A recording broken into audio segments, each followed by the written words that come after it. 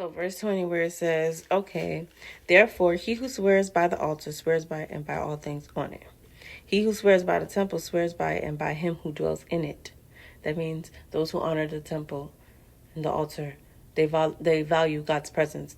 They honor it. And those who don't, well, they don't. And he who swears by heaven swears by the throne of God and by him who sits on it. That means they prioritize God and the God who sits on. They prioritize the presence of God, the altar, the temple, and the God who sits in the temple and on the altar. Okay.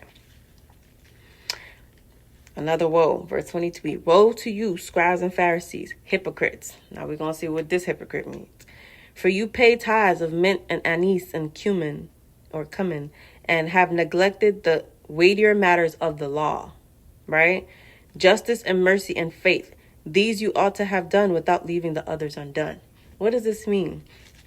Yes, it's required, it's necessary for you to pay the tithes, and they were doing that, but they neglected to keep the other part of it, the weightier part of it, which is the justice and mercy and faith.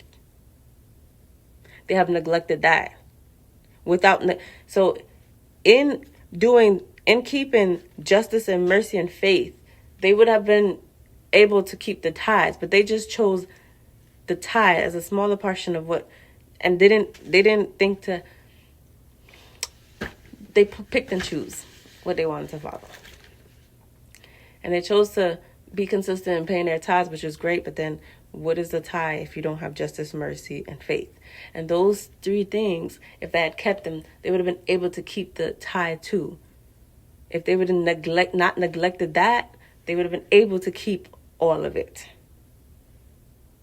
So when he says without leaving the others undone, you don't pick and choose. You can do the justice, mercy, and faith. Today we can do that with the Holy Spirit. They could have done that too if they believed in Jesus, but they just picked and chose, like, oh, I'm gonna follow this. I believe that. Like we humans do sometimes. Well, Jesus saying no.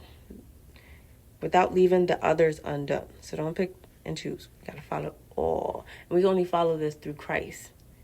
Through Christ. Through the Holy Spirit helps us to follow all that God asks us to follow.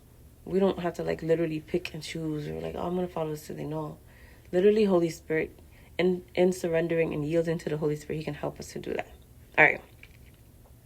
Again, 24, blind guides. He's calling them out. Who strain out gnat and swallow a camel. So there's